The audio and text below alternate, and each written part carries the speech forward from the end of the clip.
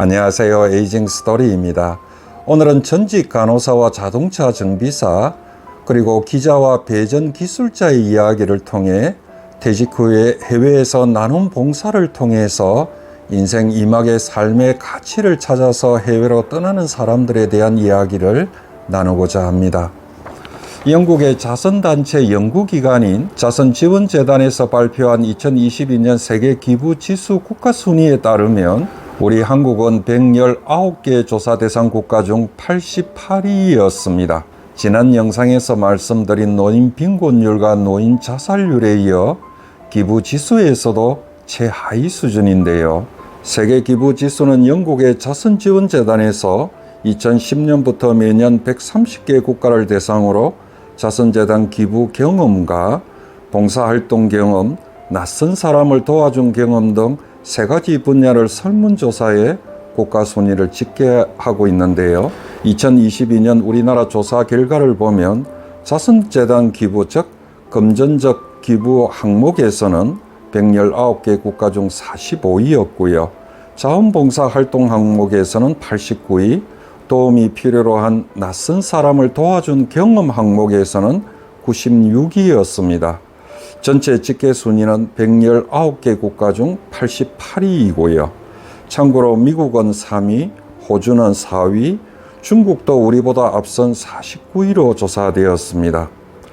이 조사 결과를 보면 우리나라가 과연 선진국이라고 할 수 있을까 싶은데요. 그렇다면 금전적 기부 지수에 비해 특히 봉사활동 경험 지수가 119개 국가 중 96위를 할 정도로 낮은 이유는 뭘까요? 언론에서는 정부의 소극적 기부 정책 때문이라고 보도하고 있습니다만 특히 퇴직을 앞두고 있거나 이미 퇴직한 50, 60대 이상 중장년층의 입장에서 보면 무엇보다 현재 봉사활동 대부분이 단순히 몸으로 힘쓰는 노력봉사 위주이고요. 자신의 전문 기술과 경험을 적극적으로 활용할 수 있는 프로그램들이 부족한 것에 그 원인을 찾아야 한다는 주장이 더 타당하지 않을까 싶습니다. 현재 은퇴를 앞두고 있거나 은퇴를 한 지 얼마 되지 않는 50, 60대들은 특히 앞 세대에 비해 교육 수준이 높고 경제력에서도 다소 여유가 있어 경제적 고민 못지않게 노후에 무엇을 해야 행복할 수 있을까 하는 노후의 삶의 가치에 관한 고민도 많은 게 사실인데요. 해외 봉사에서 그 답을 찾아보려는 사람들이 늘어나고 있다고 합니다. 요즘 미국에서는 앙코르 커리어라는 용어가 새로운 트렌드로 자리 잡고 있다고 하는데요. 이 말은 미국의 비영리 단체인 시빅 벤처스의 설립자이자 CEO인 마크 프리드먼이 그의 책 앙코르에서 처음으로 소개한 개념입니다. 간단히 말해 은퇴 후 인생 이막에서 자신의 경력을 바탕으로 개인적으로 의미가 있고 소정의 대가를 받으며 사회에 영향력을 미칠 수 있는 일자리를 뜻하는데요. 미국의 앙코르 커리어 영역은 교육, 헬스케어, 정부, 비영리, 또 영리 분야 등으로 매우 다양한 영역에서 분포되어 있다고 합니다. 우리나라에서도 앙코르 커리어 관련 지원 프로그램들이 운영되고 있는데요. 언론에 소개된 프로그램에는 서울시 50플러스 재단의 앙코르 펠로우십이 있고요. 민간 기업의 사회공헌 기금과 연계한 시니어 인턴십이나 국제개발 사업 등이 있습니다. 오늘 영상에서는 코이카의 해외 봉사활동 사례를 통해 퇴직자에게 봉사활동이 인생 이막의 설계에 어떤 의미가 있는지에 대해서 알아보겠습니다. 그 첫 번째는 자동차 정비사 출신인 이모 씨 사례입니다.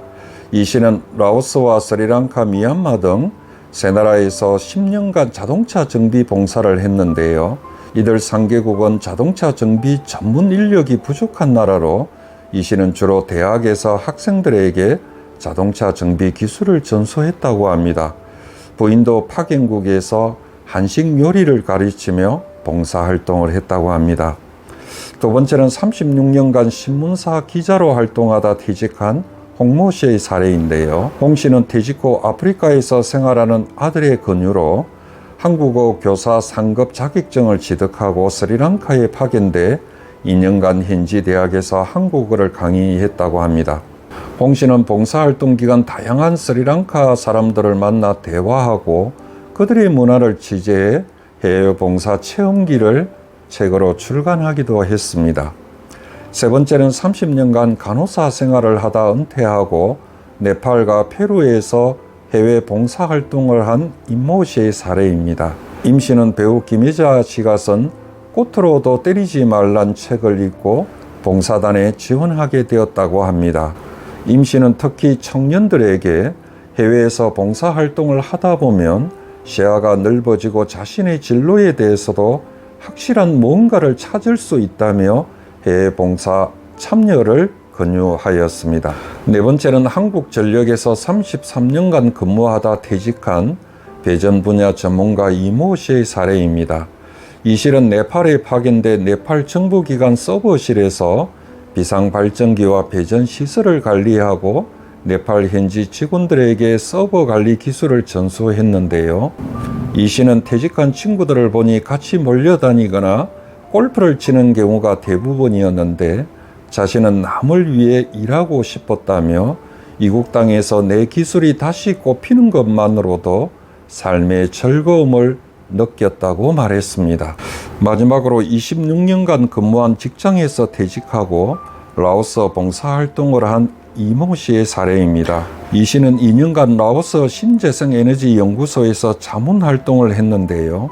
평생 배운 기술과 경험을 나누는 뜻깊은 시간이었으면 물론이고 자신을 되돌아보는 기회가 되었다며 은퇴하고 봉사하는 마음으로 제2의 인생을 꿈꾼다면 해외 봉사활동에 참여하길 권한다고 말했습니다. 어떻습니까? 사례에 소개된 은퇴자들은 해외 봉사가 낯선 환경에서 새로운 활동을 하며 은퇴 후 무기력해졌던 삶의 활력을 되찾고 자신들의 기술과 경험을 나누는 뜻깊은 시간이었으면 물론이고 자신을 스스로 되돌아보는 기회가 되었다고 합니다. 연세대 의대 전우택 교수는 은퇴 후 정신건강이라는 기고문에서 퇴직 후에 개인적 사정으로 일을 계속하더라도 봉사활동의 기회를 만드는 것이 중요하다고 강조합니다. 나이든 사람에게 봉사활동은 자신의 능력으로 여전히 타인에게 도움을 줄 수 있다는 점에서 심리적 만족감과 자부심을 준다고 합니다. 오늘 영상을 보시는 분들 중에 특히 공공행정이나 보건의료, 교육, 농림, 수산, 기술환경, 에너지 분야에 전문 기술과 경험을 가진 분이 있으시면 이번 기회에 해외 봉사활동에 관심을 한번 가져보는 것도 좋을 것 같습니다. 2024년 올해 해외 봉사활동에 관한 사항은 월드 프렌즈 코리아 홈페이지를 참고하시면 됩니다. 참고로 코이카에서 코로나 팬데믹 이전인 2019년에 파견한 봉사다원 5,203명 중 50대가 350명이었고요. 60, 70대는 626명이었습니다. 오늘은 여기까지 하겠습니다. 시청해 주셔서 감사합니다.